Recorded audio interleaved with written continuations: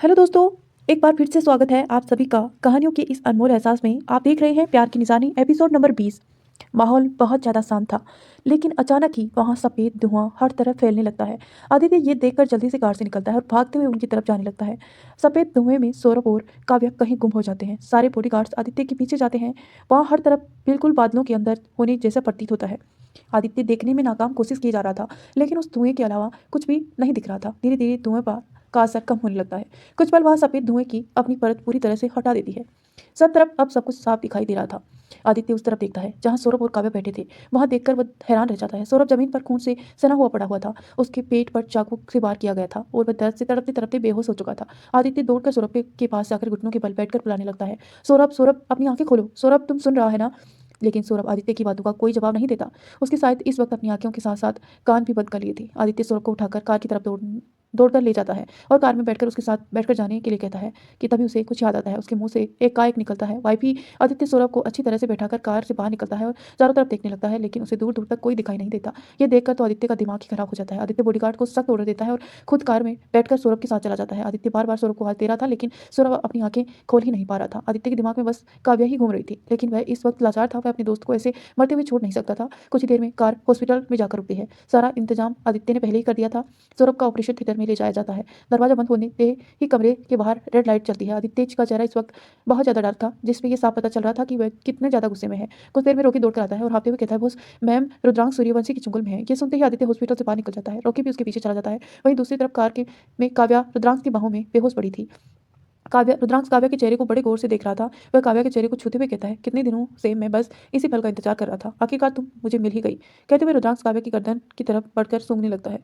आज भी तुम्हें वही खुशबू है जो पहली मुलाकात की थी, सच में। तो तुम्हारे जिस्म को पाने के लिए पागल हो चुका हूँ, कहकर रुद्रांश काव्या के होठों पर उंगली फेरता है। होठों से होते हुए पूरे चेहरे और गर्दन पर फेरने लगता है। काव्या रुद्रांश को ऐसे ही छूते रहता है। रुद्रांश काव्या को ऐसे ही छूता रहता है। फिर काव्या के होठों की तरफ बढ़ने लगता है। इस वक्त रुद्रांश एक हाथ काव्या की कमर पर था और दूसरा हाथ से उसके काव्या के बालों को पकड़ा हुआ था। रुद्रांश सूखते हुए काव्या के होठों के बिल्कुल करीब पहुंच जाता है। वह काव्या के होठों को छूने ही वाला था कि उसका फोन रिंग होता है, जिससे रुद्रांश का ध्यान अपने फोन की तरफ चला जाता है। वो अपने फोन को उठाकर वह कान पर लगा लेता है। दूसरी तरफ से आवाज आती है, बॉस जेट रेडी है, ओके, बोलकर रुद्रांश कार से काव्या को गोद में उठाकर बाहर निकलता है और सीधे काव्या को लेकर जेट के अंदर चला जाता है। उसके अंदर जाते ही दरवाजा बंद होता है और हवाओं के साथ आसमान में उड़ने के लिए तैयार हो जाता है। बेड पर लेटाकर रुद्रांश काव्या के पास चेयर पर रख कर बैठ जाता है। काव्या की खूबसूरती उसे इतनी ज़्यादा अट्रैक्ट कर रही थी कि वह बार बार काव्या को छू रहा था, जिससे काव्या को बिल्कुल भी अंदाजा नहीं लग रहा था। रुद्रांश काव्या के हाथों को पकड़कर चूमते हुए कहता है, जाने मन अब और मुझसे इंतजार नहीं हो रहा है, जल्दी से अपनी आंखें खोलो और मेरी प्यास को बुझाओ। मैं कितने वक्त से तुम्हारे जिस्म का प्यासा हूँ। ध्रुव अपने कमरे में किसी से फोन पर बात कर रहा था। फोन की दूसरी साइड की बात सुनकर ध्रुव गुस्से में फोन फेंक दे। श्रेष्ठा हैरानी से ध्रुव को देखकर कहती है, क्या हुआ। ध्रुव गुस्से में दांत पीस चबाते हुए कहता है, काव्या भाई की चुंगल में फंस चुकी है। श्रेष्ठा ज़्यादा हैरान रह जाती है। ध्रुव श्रेष्ठा का हाथ पकड़कर कमरे से बाहर लेकर जाने लगता है। दोनों कार में बैठकर वहां से चले जाते हैं। एक जगह पर आदित्य खड़ा था। उसके सामने कुछ बॉडीगार्ड्स घायल पड़े हुए थे। ये सब रुद्रांश के भेजे गए बॉडीगार्ड्स थे, जो काव्या पर बहुत दिनों से नजर रखे हुए थे। उसके साथ ही एक आदित्य का भी बॉडीगार्ड था, जो रुद्रांश की तरफ से था। आदित्य सबको एक एक करके गन से शूट करता है। सबकी लाश एक साथ उस जगह पर गिरी हो जाती है। तभी रॉकी परेशान सा कहता है, बॉस मैम को की कोई लोकेशन नहीं मिल रही है, शायद उनका डिवाइड डिस्ट्रॉय हो चुका है। रॉकी की बात पर आदित्य ज़्यादा कुछ रिएक्ट नहीं करता, सीधा कार में जाकर बैठ जाता है। इस वक्त उसके कोट पर खून की छींटे दिख रही थी। कोट को उतारकर आदित्य बाहर फेंक देता है। रॉकी को अच्छी तरह से पता था कि आदित्य अगर इतना चुप है तो मतलब आदित्य के दिमाग में कुछ ना कुछ जरूर चल रहा है। हॉस्पिटल में कार आकर रुकती है।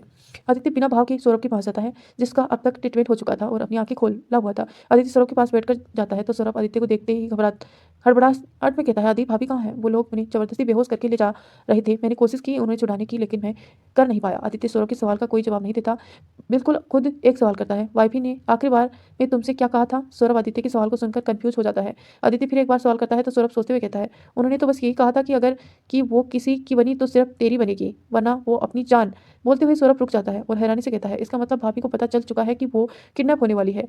ये सुनकर आदित्य अपनी जगह से खड़ा होता है और सौरभ से कहता है, तो आराम कर, ये सब सोचने की जरूरत नहीं है। बोलते ही आदित्य वहां से बाहर निकल जाता है। आदित्य बाहर निकला ही था कि तभी ध्रुव आकर उसका कॉलर पकड़ लेता है। ध्रुव को ऐसा करता देख अर्जुन आगे बढ़ने को होता है कि रोकी उसे रोक देता है। घर के बड़े ध्रुव को अलग ही नजरों से देख रहे थे। सब उसे अपने पन की नजरों से देख रहे थे। ध्रुव गुस्से से आदित्य को आंखों में देखते हुए कहता है, जिम्मेदारी दी थी ना मैंने तुम्हें काव्या की, तो काव्या भाई की चुंगल में कैसे फंस गई। श्रेष्ठा ध्रुव की आदित्य से अलग करते हुए कहती है, ध्रुव छोड़िए नहीं, तुम ये क्या कर रहे हो। काव्या का जिक्र होते ही सब उसे देखने लगते हैं। अरुणि देवी एकदम से सवाल करती है, काव्या क्या कहाँ है। आदित्य और ये क्या बोल रहे हैं। आदित्य बिना किसी को देखे वहां से ध्रुव को लेकर जाता है। श्रेष्ठा को समझ नहीं नहीं पाती आखिर वो क्या करे, ध्रुव के पास जाए या नहीं। ध्रुव के जाते ही विशाखा जी पृथ्वीराज के कान में धीरे से कहती है, इनकी शक्ल तो हूबहू उसकी तरह है, क्या ये हो सकता है कि वो उनकी बेटी हो? पृथ्वीराज भी ध्रुव को ज़्यादा देखकर हामी सिर हिला देकर कहता है, मुझे भी यही लगता है कि ये उनका ही बेटा होंगे। वहीं अरुणी देवी थोड़ी नाराजगी और ममता के भाव से ध्रुव को देख रही थी। श्रेष्ठा सबके साथ वहीं रुक जाती है। श्रेष्ठा को देखते ही सबकी नजरें उस पर चली जाती हैं। सबको इस तरह से देखता पाकर श्रेष्ठा थोड़ी अनकंफर्टेबल हो जाती है। तभी विशाखा जी उसके पास जाकर कहती है, आपको तो पता होगा कि काव्या कहाँ है। श्रेष्ठा सबको एक नजर देखती है, फिर सबको सब कुछ बता देती है। सभी हैरानी से उसकी सारी बातों को सुनते हैं। सबको अब काव्या की बहुत ज़्यादा चिंता होने लगती है। तभी ध्रुव गुस्से से आता है और श्रेष्ठा का हाथ पकड़कर कहता है, वाइफी चलो यहाँ से, आदित्य सिंगानिया कुछ नहीं कर सकता, हमें ही काव्या को बचाना होगा। उसकी बात सुनकर अर्जुन आगे आकर कहता है, what do you mean? Aditya को काव्या की फिक्र नहीं है? ध्रुव चिल्लाते हुए कहता है, नहीं है, आदित्य को काव्या की फिक्र पता भी है। उसने मुझसे क्या कहा? उन्हें कहा कि काव्या उसकी किस्मत में ही नहीं है, इसीलिए अब वो कुछ नहीं करेगा।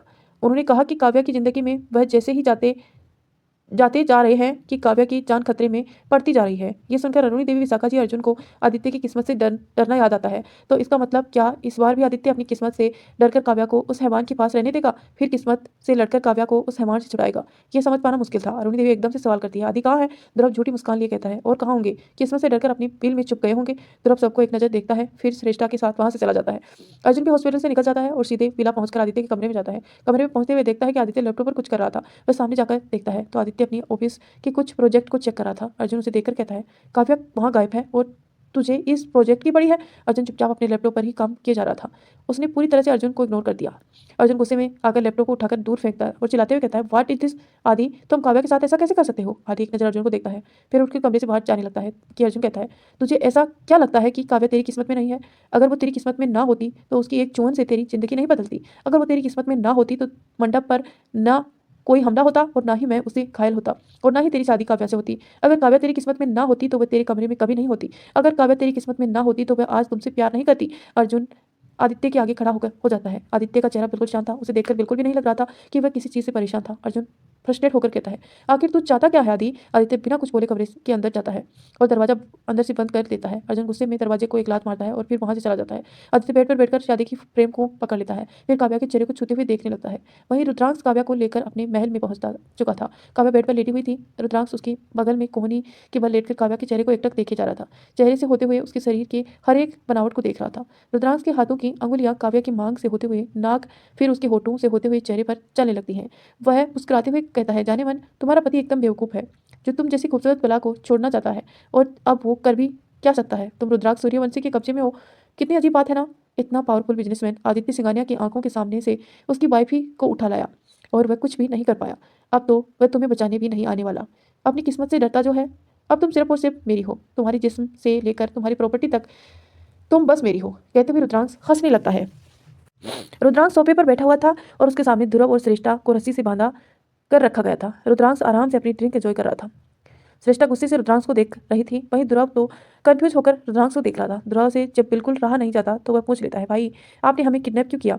रुद्रांश ड्रिंक की एक सिप लेते हुए कहता है, वेट ध्रुव, मैं सब कुछ बताऊंगा। ध्रुव अब चुपचाप रुद्रांश को देखने लगता है। तभी छन छन करती हुई पायल की खनक सीढ़ियों से ऊपर सुनाई देती है। रुद्रांश मुस्कुराते हुए बिना देखकर कहता है, जाने मन। ध्रुव और श्रेष्ठा सीढ़ियों से ऊपर देखते हैं जहाँ काव्या गुस्से से रुद्रांश को घूरते हुए खड़ी थी। काव्या सीढ़ियों से नीचे उतरती है। हॉल में पहुंचते ही काव्या की नजर ध्रुव और श्रेष्ठा पर पड़ती है। काव्या उनकी तरफ बढ़ने को होती है कि रुद्रांश काव्या को खींचकर अपनी गोद में बिठा लेता है।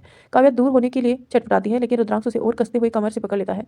ध्रुव का चेहरा एकदम से गुस्से से लाल हो जाता है। रुद्रांश काव्या के चेहरे पर नजर फेराते हुए कहता है, चांद से भी खूबसूरत चेहरा दिखाकर बिल्कुल ईद की चांद की तरह गायब ही हो गई। ईद का चांद भी इतना नहीं तड़पाता जितना तुमने मुझे तड़पाया। काव्या रुद्रांश के छूने से अपना चेहरा इधर से उधर करने लगती है। वहीं श्रेष्ठा ध्रुव को गुस्सा कंट्रोल करने के लिए कह रही थी।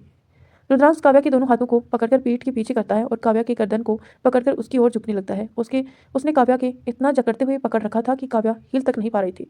रुद्रांश काव्या के नाक को अपनी नाक से रगड़ता है, फिर उसके गालों पर रगड़ने लगता है। काव्या किसी तरह से हिलने की कोशिश करती है लेकिन कर नहीं पाती। ये देखकर ध्रुव बिल्कुल कंट्रोल नहीं कर पाता और जोर से चिल्लाता है, भाई। रुद्रांश काव्या की नजरों से हटकर ध्रुव को देखता है, फिर नाराजगी से कहता है, ध्रुव तुम्हें दिखाई नहीं दे रहा है मैं और मेरी जाने मन रोमांटिक मोमेंट एंजॉय कर रहे हैं और तुम ऐसे बीच में आ रहे हो? क्या मैंने तुम्हें यही सिखाया है? इतना कहते ही रुद्रांश काव्या को देखकर कहता है, जाने मन, तुम्हारे ये गाल, तुम्हारे ये होठ मुझे पागल बना रहे हैं। मन कर रहा है इन्हें घायल कर दूं, लेकिन इससे पहले मुझे कुछ और करना है। काव्या गुस्से से कहती है, मुझे छूने की हिम्मत भी की तो मैं तुम्हें जान से मार दूंगी। रुद्रांश काव्या के होठों को छूते हुए कहता है, लेकिन जाने मन, मैंने तो तुम्हें छू लिया। खैर ये सब छोड़ो और ये बताओ, क्या तुम मुझसे शादी करोगी? काव्या झट से गुस्से में कहती है, तुमसे शादी? और मैं तेरी शक्ल भी ना देखूं, शादी तो बहुत दूर की बात है। रुद्रांश जोर जोर से हंसते हुए लगता है, फिर एकदम से रुक कर कहता है, लेकिन मैं तो तुमसे जबरदस्ती से भी शादी करूंगा। वो क्या है ना, मुझे तुम्हारी एक लैंड बहुत पसंद आ गई है। मैंने तुम्हारे पापा से बात की थी, लेकिन उसने देने से मना कर दिया और सारी प्रॉपर्टी तुम्हारे और तुम्हारे होने वाले पति के नाम कर दी। अब तुम अपनी मर्जी से तो प्रॉपर्टी नहीं दोगी, इसीलिए जबरदस्ती तो करनी पड़ेगी। ध्रुव सूर्यवंशी ध्रुव रुद्रांश को बस गुस्से से देख रहा था। श्रेष्ठा का भी यही रिएक्शन था, वो भी बस गुस्से से रुद्रांश को देख रही थी। रुद्रांश अब खड़ा हो जाता है और काव्या को पकड़ के कमर पर हाथ फेरते हुए कहता है, तुम्हारे जिस्म पर बस अपने घाव देना चाहता था, लेकिन तुमने इससे पहले ही अपने जिस्म को अपने पति को सौंप दिया, खुद को झूठी कर दिया। लेकिन इससे भी मुझे कोई फर्क नहीं पड़ता। मैं अब तुम्हारे जिस्म पर अपने इतने घाव दूंगा कि तुम्हारे पति के सारे एहसास मिट जाएंगे। काव्या रुद्रांश को जोर से धक्का देती है।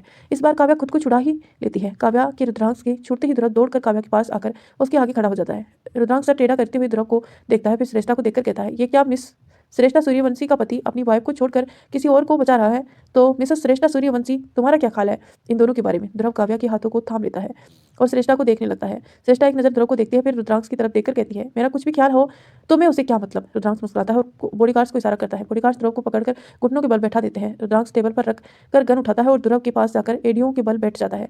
ध्रुव रुद्रांश का देखने लगता है। रुद्रांश अपनी गन को ध्रुव के चेहरे पर घुमाने लगता है। रुद्रांश का ऐसा करना श्रेष्ठा को डराने पर मजबूर कर दे रहा था। श्रेष्ठा कमजोर नहीं थी, लेकिन जब ध्रुव की जान की बात आती है तो वह डर सी जाती है। रुद्रांश ध्रुव के सिर के बीच गन पॉइंट करते हुए कहता है, तुम्हें क्या लगता है ध्रुव, तो मेरी जाने मन को मुझसे दूर करेगा और मुझे पता नहीं चलेगा? तो शायद भूल गया कि मैं रुद्रांश सूर्यवंशी हूँ, और वही रुद्रांश सूर्यवंशी जिसने तुझे बड़ा किया है। तेरे हर एक हरकत से मैं रूबरू रहता हूँ। तेरे इस इंफॉर्मेशन सबसे पहले मेरे पास पहुँचती है तेरी हर इन्फॉर्मेशन सबसे पहले मेरे पास पहुंचती है। तुझे पता है, जब मुझे वो लैंड अपनी शराब की फैक्ट्री के लिए पसंद आई थी, तब मैंने उस ज़मीन के ओनर की सारी इन्फॉर्मेशन निकाल ली थी। उस ओनर का नाम विश्वजीत त्रिवेदी था और उसकी इकलौती बेटी काव्या त्रिवेदी। मुझे पता चल चुका था कि काव्या त्रिवेदी के प्यार में पागल है, अपना काम छोड़कर उसे मिलने जाता है। मैं भी देखना चाहता था कि तू अपने प्यार को बचाएगा या फिर अपने भाई का साथ देगा, इसीलिए मैंने तुझे वहाँ बुलाया था।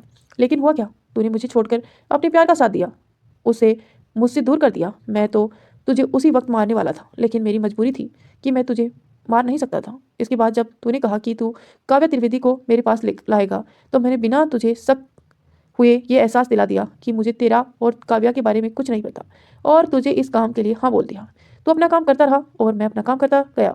कभी कभी तो तुझ पर इतना गुस्सा आता कि तुझे बस इस दुनिया से दूर भेजने का मन करता। मैंने कोशिश भी की थी श्रेष्ठा त्रिपाठी की बहन श्रेया त्रिपाठी को भेजकर तुझे मरवाने की, लेकिन तेरी किस्मत अच्छी थी जो तुझे उस पर पहले ही शक हो गया और तूने उसे मार दिया। इतना बोलते ही रुद्रांश श्रेष्ठा को देखता है और ध्रुव को गन के पीछे हिस्से से सिर पर मार देता है, जिसे उसके सिर से खून बहने लगता है। काव्या रुद्रांश को धक्का देकर घुटनों के बल बैठकर अपना पल्लू को ध्रुव के सिर पर रखती है। श्रेष्ठा के हाथ अभी भी बंधे हुए थे, इस वजह से वह कुछ कर नहीं पा रही थी, बस ध्रुव को प्यार भरी नजरों से ही देख रही थी। वैसे तो ध्रुव को ऐसे देखकर उसे बहुत ज़्यादा तकलीफ हो रही थी। रुद्रांश काव्या के पीछे से पकड़कर अपनी चिन उसके कंधे पर रखकर ध्रुव को देखते हुए कहता है, तुम्हारी ये पागल वाइफ ही तुमसे ही प्यार कर बैठी, जिसे उसकी एकलौती दी को मारा था। वैसे ध्रुव, तुझ में ऐसा क्या है जो मेरी जाने मन से लेकर हर लड़की तुझ पर इतना प्यार जताती है, चाहे तो उसके परिवार को नुकसान पहुंचाने की वजह ही क्यों ना बन जाए? रुद्रांश इतना बोलते ही काव्या की गर्दन पर होठ चलाने लगता है। ध्रुव सवाल का तो कोई जवाब नहीं देता, लेकिन खुद एक सवाल करता है, भाई मैंने ऐसा क्या कर दिया जो आप मुझे मारना चाहते हैं? ध्रुव का सवाल सुनते ही रुद्रांश रुक जाता है। काव्या खुद को छुड़ाने की फिर एक बार कोशिश करती है। ध्रुव को देखते हुए रुद्रांश नफरत से कहता है, you know Dhruv really heat you. जब तू पैदा भी नहीं हुआ था तब से मैं तुमसे हद से ज़्यादा नफरत करता हूँ। काव्या जो खुद को छुड़ाने की कोशिश कर रही थी, वह रुद्रांश के हाथ को जोर से बाइट करती है, जिससे रुद्रांश चिल्लाते हुए उसे छोड़ देता है। काव्या उठकर खड़ी हो जाती है। रुद्रांश काव्या को देखकर कहता है, बहुत पछताओगी जाने मन, तुमने जो ये किया है ना, इसकी तरह से मैं भी तुम्हारे सारे शरीर पर ऐसे ही निशान दूंगा जो तुम्हारे बर्दाश्त से बाहर होंगे। काव्या ज़्यादा कुछ रिएक्ट नहीं करती। रुद्रांश की नज़र अब फिर से ध्रुव पर चली जाती है, जो उसे अब भी सवालिया नज़रों से देख रहा था। ध्रुव को ऐसा देखता रुद्रांश डेविल स्माइल देता है। वहीं दूसरी तरफ आदित्य सिंघानिया विला में अपने कुछ फाइल्स लेकर बाहर निकलने लगता है, तभी उसे अरुणी देवी आवाज देती है। आदित्य अपनी जगह पर खड़ा होकर थोड़ा मुड़ जाता है। अरुणी देवी के पास आकर कहती है, आप कहाँ जा रहे हैं? आदित्य अपनी फाइल को देखते हुए कहता है, दादी मेरा एक इंपॉर्टेंट मीटिंग है तो मैं वहीं जा रहा हूँ। अरुणी देवी हैरान सी हो जाती है। फिर आदित्य को गौर से देखते हुए कहती है, क्या आपको काव्या की फिक्र नहीं है? ये सुनते ही आदित्य नजरें फेर कर खड़ा हो जाता है। आदित्य को ऐसा करता देख अरुणी देवी का डर सच में बदल जाता है। अरुणी देवी कहती है, आदि माना हमने कि आपकी किस्मत में डरने का मजबूर कर दिया है, आपको कभी वैसा प्यार नहीं दिया जैसा आपको चाहिए था, आपने करीब नहीं रखा जैसे हमने दूसरों को रखा, लेकिन हम आपको कभी चोट नहीं पहुंचाना चाहते थे, हम आपको दर्द नहीं देना चाहते थे। कहते कहते अरुणी देवी का गला रुंध जाता है। वह रुंधे स्वर में कहती है, प्लीज हमें माफ कर दीजिए आदि, प्लीज काव्या को वहां से लेकर आइए, पता नहीं काव्या वहां किस हालत में होगी। अरुणी देवी की बातों पर आदित्य कुछ रिएक्ट नहीं करता। कुछ देर शांत रहने के बाद आदित्य बिना मुड़े कहता है, दादी हमें मीटिंग के लिए देर हो रही है तो हम चलते हैं। कहते हुए आदित्य सीधा वहां से तेज कदमों के साथ चला जाता है। अरुणी देवी बस आदित्य को जाता हुआ देखती है। वहीं हॉस्पिटल में सौरभ बेड पर लेटा हुआ था, उसके साथ अनुराग और रुखसार बैठे हुए थे। अनुराग एप्पल खाते हुए कहता है, सौरभ भाई कल या परसों आंटी यहाँ आ रही है। सौरभ अनुराग को घूर कर देखते हुए कहता है, किससे परमिशन लेकर तुमने माँ को यहाँ बुलाया? अनुराग सौरभ को देखता है और फिर अपनी एप्पल एंजॉय करते हुए कहता है, आपकी ऐसी हालत के बारे में अगर उन्हें दूसरों से या बाद में पता चलता तो आंटी पूरे सिंघानिया विला को सिर पर उठा लेती। आंटी तो आज ही आने वाली थी, लेकिन मैंने कह दिया कि आप खतरे से बाहर हैं और अंकल की तबीयत भी ठीक नहीं है, इसलिए वो कल या परसों तक आ जाएंगे। सौरभ अब कुछ नहीं बोलता है। तभी अनुराग कुछ सोचते हुए कहता है, वैसे सौरभ भाई मैंने सुना है कि आंटी किसी लड़की से आपकी शादी फिक्स कर रही है। सौरभ की नज़र एक रुखसार पर चली जाती है जो सिर झुकाए बैठी थी। अनुराग भी रुखसार को देखता है। उसे अच्छे से पता था कि रुखसार ने अभी भी सौरभ को नहीं अपनाया था। अनुराग को सोचते हुए मुस्कुरा देता है और सौरभ से कहता है, सौरभ भाई मैं तो कहता हूँ आप शादी कर ही लो। अब कब तक ऐसे ही सिंगल रहोगे? आपका ख्याल रखने के लिए भी तो कोई चाहिए ही ना।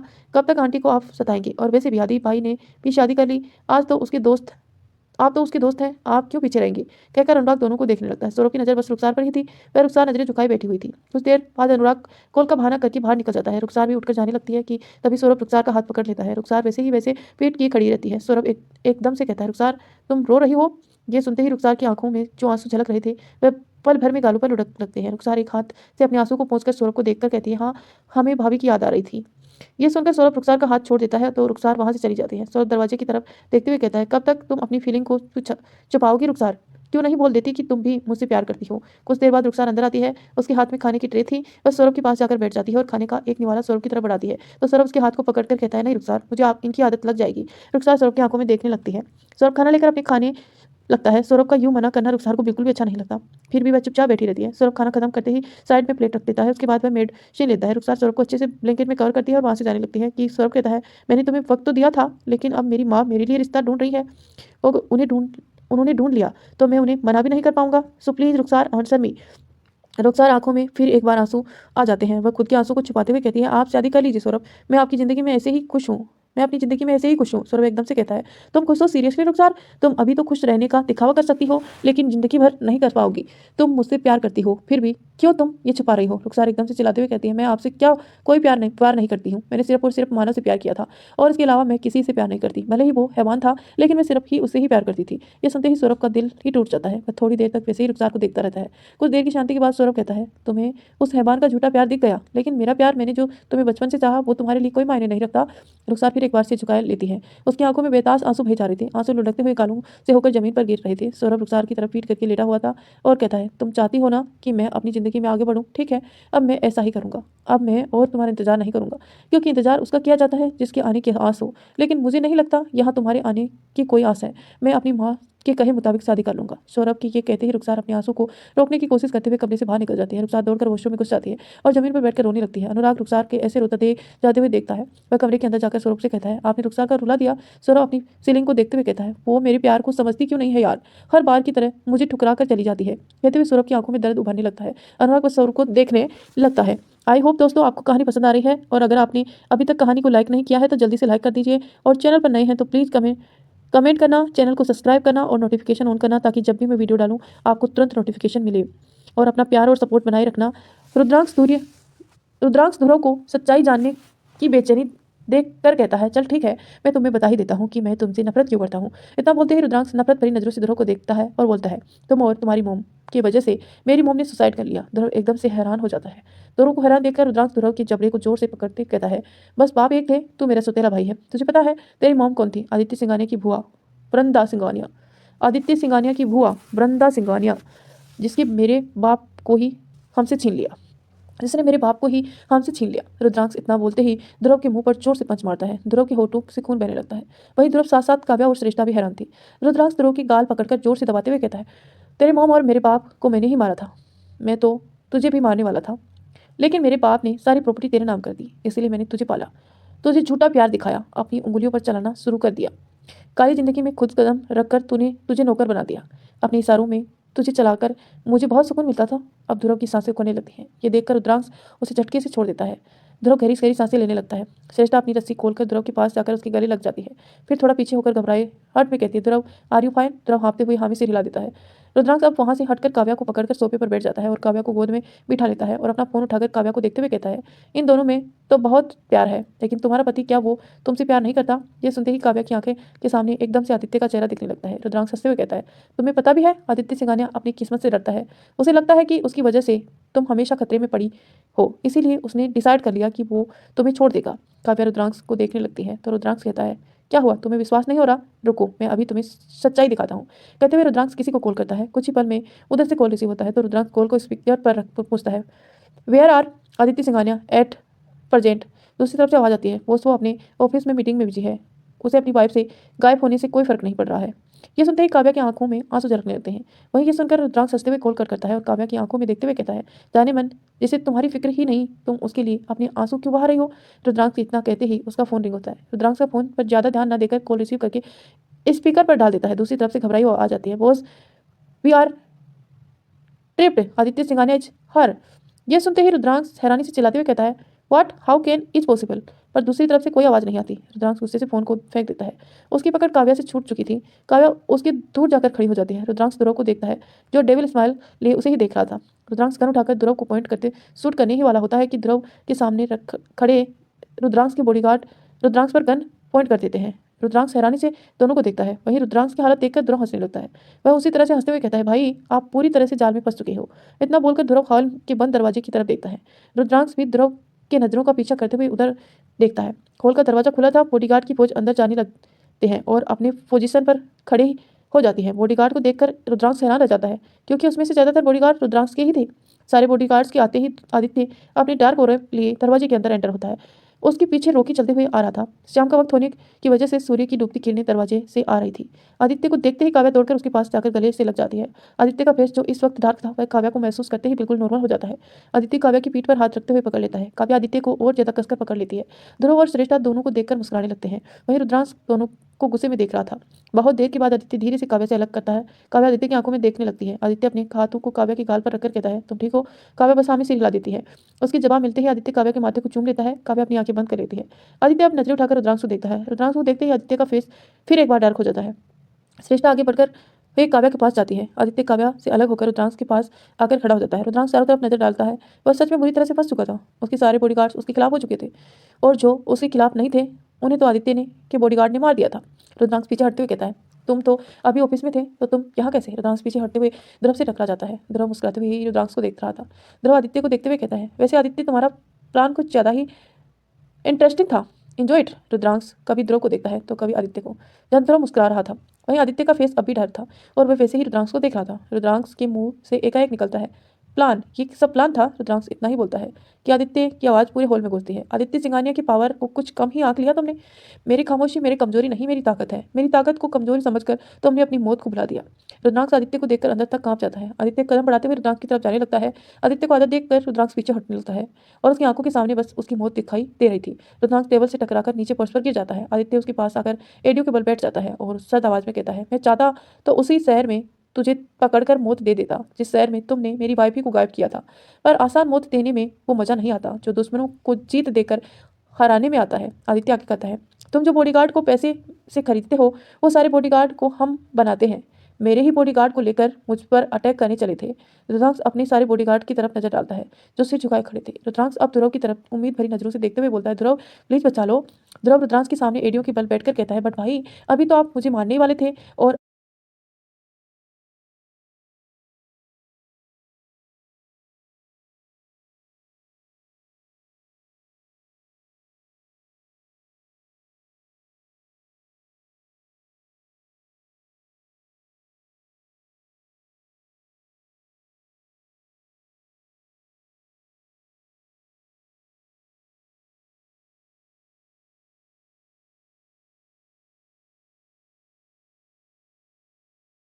और अब आप खुद जान की भीख मांग रहे हैं। रुद्रांश झटके से ध्रुव का हाथ पकड़कर कहता है, प्लीज ध्रुव, तुझे याद है ना मैंने ही तुझे बचपन से बड़ा किया है, किसी चीज़ की कमी नहीं होने दी। ध्रुव एकदम से गुस्से में से रुद्रांश के हाथ को झटक कर खड़ा होता है और रुद्रांश को देखते हुए कहता है, कितना प्यार किया था मैंने आपसे, लेकिन आपने मुझे नौकर समझा।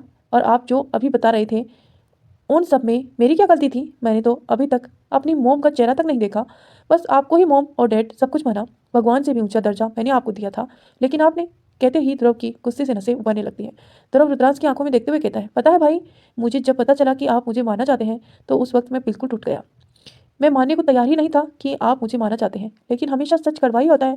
मैं बस ये जानना चाहता था कि आप मुझे क्यों मारना चाहते थे? रुद्रांश झटके से टेबल से नीचे पड़ गन उठाता है और ध्रुव को शूट कर देता है। सरिष्ठा जोर से चिल्लाती है। ध्रुव हॉल पर एकदम से सन्नाटा छा जाता है। काव्या सामने देखती है, जहाँ फर्श पर रुद्रांश दर्द से तड़प रहा था। आदित्य ने रुद्रांश के हाथ पर गोली चला दी थी। ध्रुव रुद्रांश को ऐसे तड़पता हुआ नहीं देख पा रहा था, इसीलिए वह सीधा हॉल से बाहर निकल जाता है। सरिष्ठा भी ध्रुव के पीछे चली जाती है।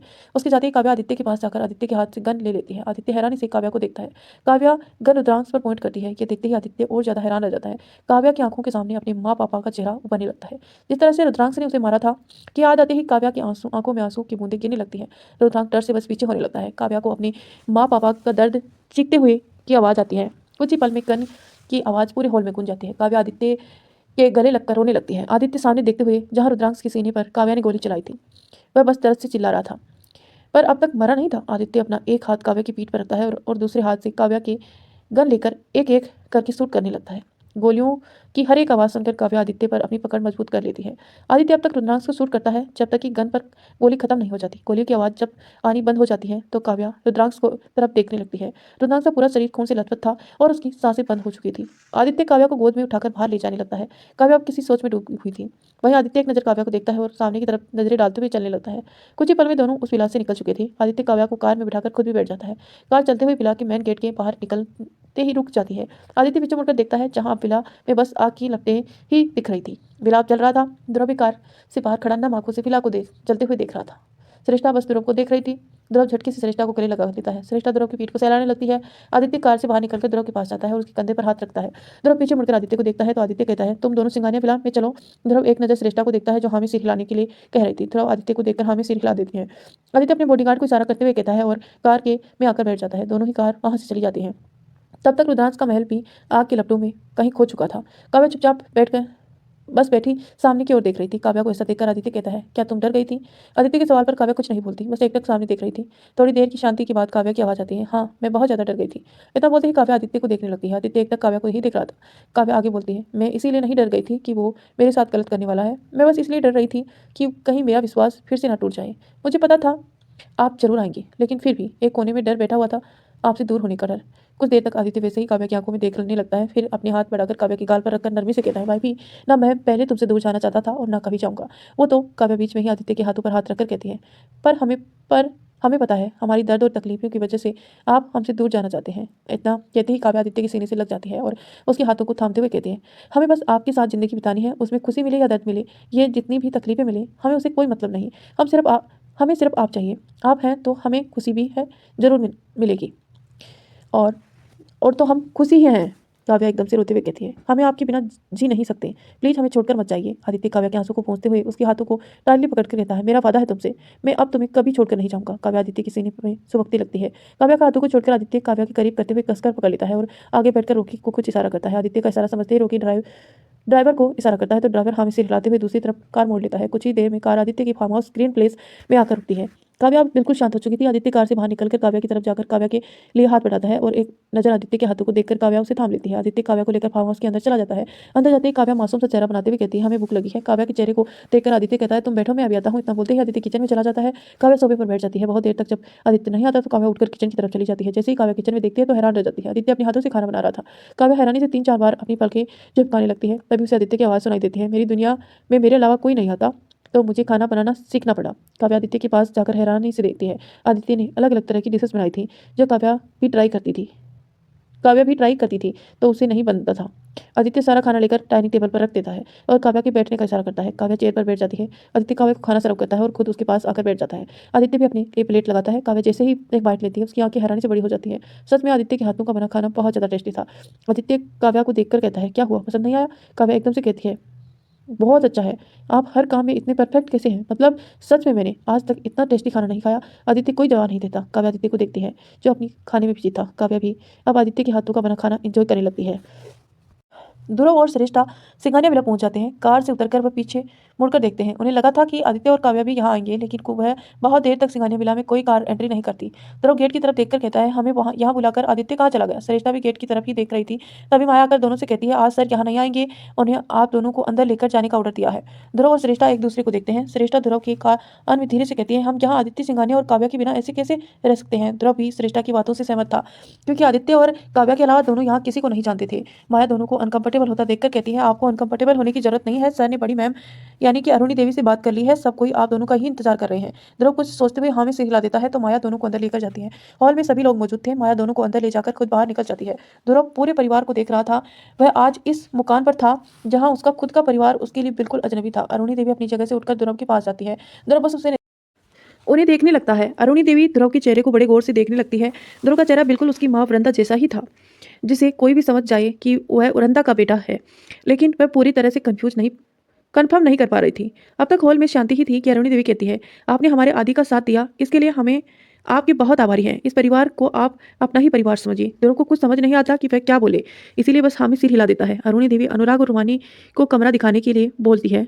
रूहानी श्रेष्ठा की तरफ जाती है और अनुराग ध्रुव की तरफ जाता है। चारों वहां से जाने वाले होते हैं कि अचानक अरुणी देवी कहती है, आपका नाम? ध्रुव पीछे मुड़कर कहता है, मैं ध्रुव सूर्यवंशी, और श्रेष्ठा को देखकर कहता है, ये मेरी वाइफ है श्रेष्ठा सूर्यवंशी। जैसे अरुणी देवी सूर्यवंशी सुनती है तो वह पूरी तरह से कंफर्म हो जाती है कि ये और कोई नहीं, उनकी बेटी का अंश है। वह चारों को वहां से चले जाते हैं। चलते चलते अनुराग एकदम से अपने हाथ बढ़ाकर ध्रुव से कहता है, हाय आई एम अनुराग। ध्रुव एक नज़र उसके हाथ को देखता है, फिर उसके चेहरे को। अनुराग मुस्कुराते हुए ध्रुव को देख रहा था। ध्रुव कुछ बोलता उसे पहले ही रूहानी कहती है, और मैं रूहानी, और आप मुझे रू बुला सकते हैं। ध्रुव की नज़र अब रूहानी पर पड़ती है। ध्रुव मुस्कुराते हुए अनुराग और रूहानी के हाथ मिलाता है। श्रेष्ठा भी दोनों से हाथ मिलाती है। चारों बात करते हुए कमरे में पहुंच जाते हैं। अनुराग अंदर आकर कमरे को दिखाते हुए कहता है, यह हमारी बुआ का कमरा था। वैसे तो और भी कमरे हैं, लेकिन इनमें आप दोनों ज़्यादा कंफर्टेबल होंगे, इसीलिए दादी ने यहाँ आप दोनों को रहने के लिए बोला था। ध्रुव कमरे को बहुत ध्यान से देखने लगता है। चारों कमरा बहुत ही ज़्यादा बड़ा और खूबसूरत था। कमरे की दीवार पर वृंदा की एक बड़ी सी तस्वीर लगी थी, जिसे वो मुस्कुरा रही थी। उसके पास ही परिवार के हर एक सदस्य की भी फोटो थी। अनुराग रूहानी को इशारा करता है, फिर ध्रुव को देखते हुए कहता है, ठीक है हम चलते हैं। ध्रुव तो उन तस्वीर में खो जाता है। ध्रुव को ऐसे खोया देख श्रेष्ठा अनुराग को देखकर हामी सिर हिला देती है। अनुराग जानने लगता है कि वह अचानक रुककर ध्रुव को देख लेता है, जो अभी वृंदा की तस्वीर को देख रहा था। अनुराग को क्या सोचता है, वह तुरंत बोलता है, क्या मैं आपको भाई बुला सकता हूँ? यह सुनते ही ध्रुव पीछे मुड़कर अनुराग को देखता है। श्रेष्ठा भी अनुराग को देखती है। वही रूहानी हैरानी से अनुराग को देखती है। कुछ देर तक तो ध्रुव कुछ नहीं बोलता, फिर एकदम से मुस्कुराते हुए कहता है, इसमें पूछने वाली क्या बात है? अनुराग के होठों पर भी मुस्कान आ जाती है। वह ध्रुव को देखकर कहता है, ओ गॉड, ओ ओके, गुड नाइट भाई। फिर श्रेष्ठा को देखकर कहता है, गुड नाइट भाभी। श्रेष्ठा बस मुस्कुराती है। अनुराग और रूहानी वहां से चले जाते हैं तो ध्रुव फिर एक बार तस्वीर में खो जाता है। काव्या और आदित्य बालकनी पर बहुत ही शांति से खड़े थे। आदित्य बस काव्या को देख रहा था, जिसके चेहरे पर अब भी बेचैनी के भाव दिख रहे थे। काव्या को ऐसे देखकर आदित्य काव्या के पीछे से हक कर लेता है। आदित्य के ऐसे करते ही काव्या को अपनी सोच में गुम थी कि वह सहम सी जाती है। आदित्य काव्या के कान पर धीमी आवाज में कहता है, भाई भी आज मैं हमारे बीच की सारी दूरियों को मिटाना चाहता हूँ। तुम्हारी शिकायतें, तुम्हारे अंदर के सारे डर को दूर करना चाहता हूँ। कहते हुए आदित्य काव्या की गर्दन पर अपने होठ रखकर किस करने लगता है। काव्या की सांसें एकदम से तेज हो जाती हैं। उसका एक हाथ आदित्य के हाथ के ऊपर और दूसरा हाथ रेलिंग पर चला जाता है। आदित्य काव्या की गर्दन पर किस करते हुए अपने एक हाथ काव्या के हाथ, जिसके उसने रेलिंग पर पकड़ा हुआ था, ले जाते हुए कसकर पकड़ लेता है। काव्या की आंखें इस वक्त बंद थी और वह गहरी सांसें लेते हुए आदित्य की किस को महसूस कर रही थी। आदित्य काव्या को किस करते करते रुक जाता है और काव्या को धीरे से अपनी ओर पलटता है। काव्या ने अब भी अपनी आंखें बंद की हुई थी। आदित्य काव्या की चिन को पकड़कर थोड़ा ऊपर करता है और काव्या की धीरे से अपनी आंखें खोलती है तो उसकी नज़र सीधे आदित्य की नज़र से टकरा जाती है। आदित्य काव्या की आंखों में देखते हुए कहता है, वाइफी क्या तुम्हें हमारा रिश्ता बढ़ाना मंजूर है? काव्या एकटक आदित्य की आंखों में देखने लगती है। काव्या के पूरे शरीर पर सिरन सी उठती है। वह आदित्य की आंखों में देखते हुए कहती है, मंजूरी तो हमने उसी वक्त दे दी थी जब हमने आपको दिल से पति स्वीकारा था, वही वक्त जब आप हमारे करीब आए थे। हमने हर पल बस आपकी बनने का इंतजार किया है। काव्या की बातों को सुनकर आदित्य काव्या की बातों को सुनकर आदित्य काव्या की आंखों में खो जाता है। काव्या की आंखों में बस आदित्य का अपनापन बनाने की खुमारियां दिख रही थी। काव्या आदित्य के सीने पर हाथ रखकर आंखों में देखते हुए कहता है, हम अब और ये दूरियां बर्दाश्त नहीं करनी है। आदित्य कुछ देर तक काव्या की आंखों में देखता है, फिर काव्या के दोनों हाथों के अंगुलियों को अपने हाथों के अंदर में फंसाकर काव्या की गर्दन पर होठ रखकर किस करने लगता है। काव्या अपनी आंखें बंद कर लेती है। आदित्य अपने होठ काव्या की गर्दन पर ले जाकर उसके चेहरे पर आ जाता है। उसके सॉफ्ट गालों पर आदित्य के होठ चलने लगते हैं। काव्या के हाथों को छोड़कर आदित्य के हाथ काव्या की कमर को सहलाने लगते हैं। काव्या की धड़कनें अब जोर जोर से शोर करने लगती हैं। काव्या के हाथ आदित्य के बालों पर चले जाते हैं। वह आदित्य की किस में पूरी तरह से पिघल रही थी। आज दोनों के फैसलों ने उनकी सारी दूरियों को खत्म करने का ठान लिया था। आज वो दोनों जिस्म एक होने के लिए तैयार थे और कब से अपने अनचाहे रिश्ते में बंधे होने की वजह से करीबियां महसूस नहीं कर पा रहे थे। रात के अंधेरे में चांद की रोशनी दोनों को एक होने की खुमारी लिए मुस्कुराते हुए उन्हें ही देख रही थी। काव्या की सांसें तेजी से बढ़ रही थी। आदित्य थोड़ा रुक कर काव्या के पूरे चेहरे को देखने लगता है तो जो शर्म से लालिमा लिए पूरी तरह से लाल हो चुका था। इसके बावजूद वह पीछे हटने की को बिल्कुल कोशिश नहीं कर रही थी। आदित्य की नज़र काव्या के होठों पर चली जाती है जो कब से बेकरारी से उसके होठों की छुअन का इंतजार कर रही थी। आदित्य काव्या की कमर को खींचकर अपने होठों को काव्या के होठों पर रख देता है। काव्या के हाथ जो उसके सीने पर थे वह आदित्य की शर्ट पर मुठ्ठियां बना लेते हैं। काव्या के मुलायम होठों को आदित्य धीरे धीरे चूमने लगता है। उसके होठों को जब काव्या भी महसूस करती है तो वो भी आदित्य के होठों को चूमने लगती है। काव्या का साथ मिलते ही आदित्य की किस और ज्यादा गहरी हो जाती है। होठों से मिलते इस एहसास से खोकर दोनों सांसें लेना भूल जाते हैं। आदित्य काव्या के होठों पर खोए हुए ही उसे गोद में उठा लेता है। काव्या तो आदित्य को किस करने में पूरी तरह से गुम हो चुकी थी। काव्या आदित्य को की बनने के लिए इतनी उत्सुक थी कि उसके होठों को छोड़कर सांस लेने का नाम ही नहीं ले रही थी। ऐसे लग रहा था जैसे काव्या आदित्य के होठों को छोड़ देगी तो उसके बीच की दूरियां फिर एक बार खत्म नहीं होंगी। आदित्य काव्या को किस में इतना खो चुका था कि उसे पता ही नहीं चला कि उसके बढ़ते कदम उसकी मंजिल तक पहुंच चुके थे। आदित्य काव्या को किस करना बंद करके काव्या को देखता है। वहीं काव्या आदित्य की किस बंद करने पर भी रुक नहीं रही थी। लेकिन जैसे ही काव्या को किसी के नजरों की तपिश महसूस होती है वह एकदम से आदित्य के होठों को छोड़कर अपनी आंखों खोलकर देखती है। काव्या और आदित्य का चेहरा इस वक्त बहुत ज्यादा करीब था। काव्या की आंखें खुली देखकर आदित्य मुस्कुराते हुए काव्या को देखता है। आदित्य को आज पहली बार काव्या मुस्कुराते हुए देख रही थी। सच में जितना हैंडसम और चार्मिंग वह था उसकी मुस्कुराहट उससे भी चार्मिंग और भी ज्यादा बढ़ा उसकी चार्मिंग और भी ज़्यादा बढ़ा रही थी। लेकिन जैसे ही काव्या का आदित्य की मुस्कुराने की वजह समझ आती है वह शर्म से नजरें झुकाकर आदित्य के सीने में चुप जाती है। आदित्य की मुस्कुराहट और ज़्यादा बड़ी हो जाती है। वह काव्या के कान के पास जाकर मदहोशी भरी आवाज़ में कहता है, इतनी बेकरारी कि अपनी सांसें तक लेना भूल रही हो। आदित्य की बात सुनकर शर्म से काव्या के कान लाल हो जाते हैं। आदित्य ये कहते ही काव्या के कान पर किस करके पीछे हो जाता है। काव्या अब तक आदित्य की गोद पर थी और खुद को पूरी तरह से आदित्य के सीने में छुपाने की कोशिश कर रही थी। काव्या को अपनी ही करतूत पर बहुत ज़्यादा शर्म आ रही थी। आदित्य काव्या को धीरे से बेड पर लिटा देता है और काव्या आदित्य के सीने से हटते ही पलटकर खुद को छुपाते हुए अपने हाथों से चेहरे को ढक लेती है। दोनों के बीच अब तक शांति थी कि अचानक काव्या को अपने पीठ पर आदित्य के हाथ महसूस होते हैं जिससे उसकी धड़कनें फिर एक बार तेज हो जाती है। काव्या के ब्लाउज की डोर खुल चुकी थी। आदित्य के होठ काव्या की पूरे पीठ पर तलने लगे थे। उसके हाथ काव्या की खुली कमर से होते हुए पेट पर सहला रहे थे। काव्या चादर को कसकर पकड़ लेती है। काव्या की गोरी पीठ को चूमने के बाद आदित्य झट से काव्या को अपने ओर पलटता है और उसके झटके से काव्या की आंखें खुल जाती हैं। वह आदित्य को देखने लगती है। आदित्य काव्या की साड़ी के पल्लू को हटाकर अपने होठों को गर्दन से होते हुए सीने पर चलाने लगता है। देखते ही देखते काव्या की साड़ी पैर से नीचे गिरी जा होती है और आदित्य अब नीचे बढ़ते हुए काव्या के पेटी कोट को चूमने लगता है, पेटीकोट को निकालने लगता है। पेट को किस करते करते वह काव्या की नाभि में भी अपनी जीभ को रखकर किस करने लगता है। आदित्य के इतना मुंह से काव्या मचलने लगती है। कुछ पल में आदित्य की सट भी उसके शरीर से अलग हो चुकी थी। काव्या अब बस अपने इनरवियर में ही थी। वह खुद को ढकने की कोशिश कर रही थी। काव्या को अनकंफर्टेबल महसूस होता देख आदित्य बेड से उठकर कमरे की सारी लाइटें बंद कर देता है और एक धीमी लाइट की टेब लैंप को जला देता है। उसकी रोशनी में काव्या के बदन की खूबसूरती बहुत ज़्यादा चमक रही थी। हल्की लाइट को देखकर काव्या अब कंफर्टेबल होकर आदित्य को देखने लगती है। आदित्य काव्या के चेहरे की तरफ झुककर फिर एक बार अपने होठों को काव्या के होठों पर के साथ जोड़ देता है। करीबी को महसूस करते हुए दोनों ही अपनी भूमिका निभाने में कोई कसर नहीं छोड़ रहे थे। कमरे की खामोशी में दोनों की सांसें और धड़कनों की आवाज़ ही गूंज रही थी। मदहोशी में दोनों के कपड़े कब शरीर से अलग हो जाते हैं उन्हें इस बात का अंदाजा तक नहीं होता। काव्या अपनी सांसों को संभालते हुए आदित्य के बालों और पीठ पर अपने हाथों के निशान छूट रही थी। आदित्य अब काव्या के पूरे शरीर पर किस करते हुए बाइट करने लगता है जिस वजह से काव्या की आह निकल रही थी। काव्या की मदहोशी भरी आवाज़ से आदित्य अपने कंट्रोल को खो जा रहा था। आदित्य काव्या के ऊपर आकर उसके होठों पर अपने होठ रखकर किस करते हुए काव्या के अंदर जम सा जाता है। आदित्य के अंदर एंटर करते ही काव्या के शरीर में एक मीठे से दर्द की लहर उठती है और उसके नाखून आदित्य की पीठ पर दस जाते हैं। आदित्य काव्या के चेहरे को देखने लगता है। काव्या के गालों पर कुछ आंसू के बूंदे आ चुके थे। काव्या के आंसू देखते ही आदित्य रुक जाता है। अब भी दोनों के बदन एक दूसरे से जुड़े हुए थे। आदित्य के कुछ न करने पर काव्या अपनी आंखें खोलती है तो देखती है आदित्य परेशान सा उसे देख रहा था। आदित्य अपने हाथों को बढ़ाकर काव्या के गालों पर ठहरे आंसू को पोंछते हुए फिक्र से कहता है, भाई भी ज़्यादा दर्द हो रहा है। आदित्य की इतनी फिक्र भरी आवाज़ सुनकर काव्या के होठों पर मुस्कुराहट आ जाती है। वह मुस्कुराते हुए नामी सिर हिला देती है।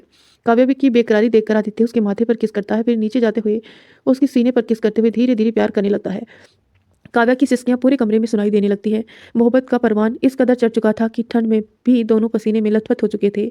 काव्या आदित्य के प्यार को महसूस करते हुए उसके प्यार में खोकर अपने होठों पर उसके सीने पर चलाने लगती है। वह आज किसी भी हालत में पीछे नहीं हटना चाहती थी, इसीलिए आदित्य को और ज्यादा उकसा रही थी।